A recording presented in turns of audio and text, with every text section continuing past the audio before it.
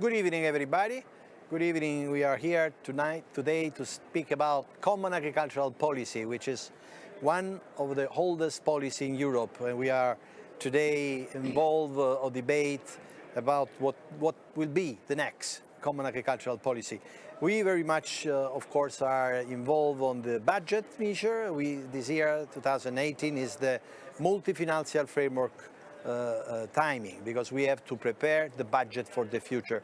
And we know that Europe is increasing the policy, is increasing to do many other important interventions, and the budget needs to be adjusted to the new policy.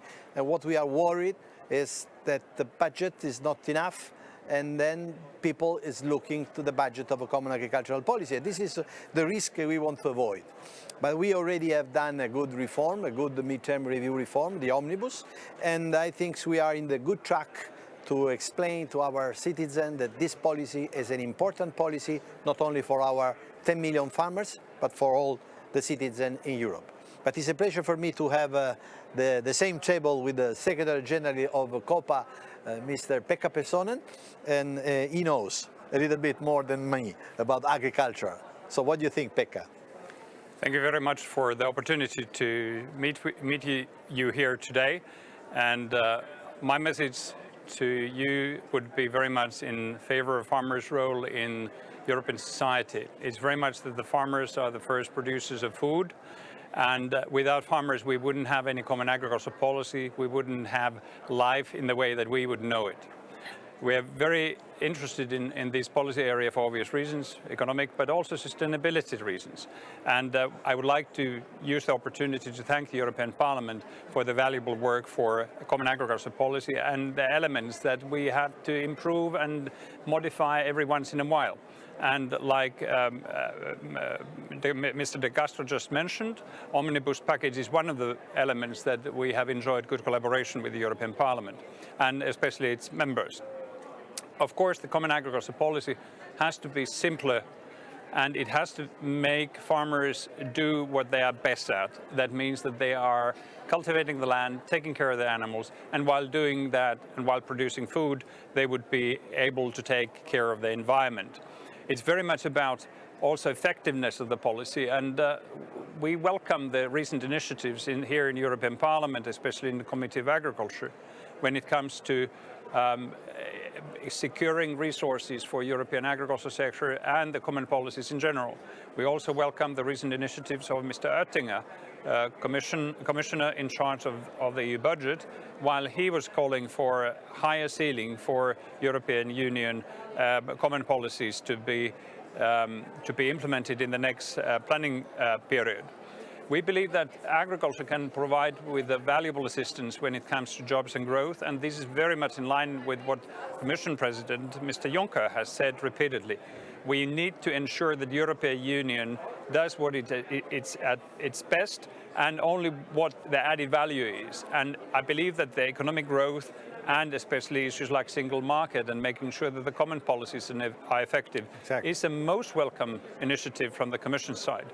And we know that the European Parliament members are very motivated in following this.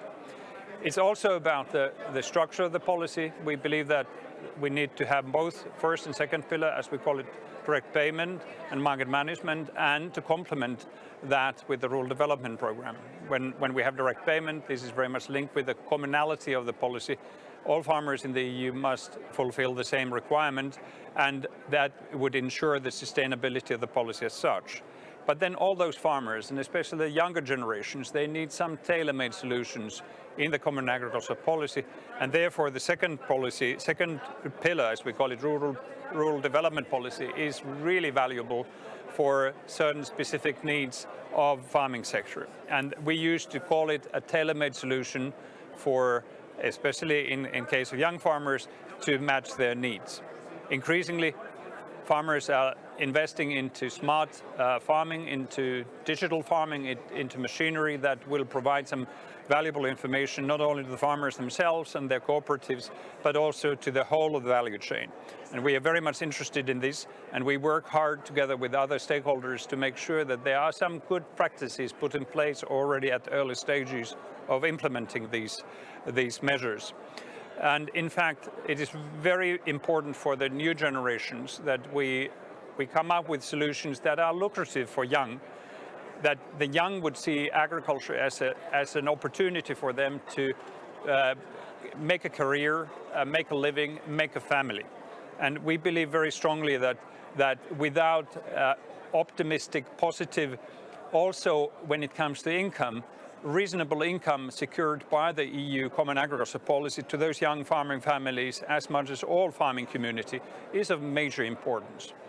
And we have to keep in mind that while we here in Europe have the luxury to take a look into things slightly differently than most of the other parts of the world population is growing, and European Union must carry its weight in terms of delivering especially technology and sustainable food for all people, not only here in Europe, but also globally. We also are very much aware of the reality and challenges that we are facing, especially in the framework of climate change. Paris Agreement is hugely important for us. We believe that agriculture can make a contribution. Together with forestry, we are the only sector actually that can mitigate climate change.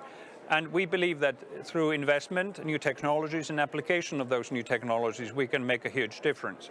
And this, crucially, is something that the young farmers, young forest owners would be very happy to see happening, and they would make a living out of that in rural areas.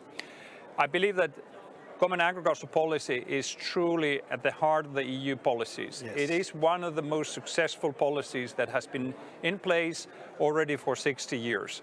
And we certainly salute the role of the European Parliament in this respect, and also personally you, Mr. De Castro, in your role as a promoter for European agriculture. We highly appreciate that. And I'm absolutely convinced that together with the European Parliament and other EU institutions, we would ensure that the CAP would deliver a brighter future for our farmers and cooperatives. Thank you. Thank you very much, Pekka, because your word was very clear. We need this policy, not only because our farmers produce the good food we need, but even because they take care about our territory. You should know that more than 75% of all the European territory is managed by agriculture. And we need to have this policy because we need to maintain a European common policy for agriculture.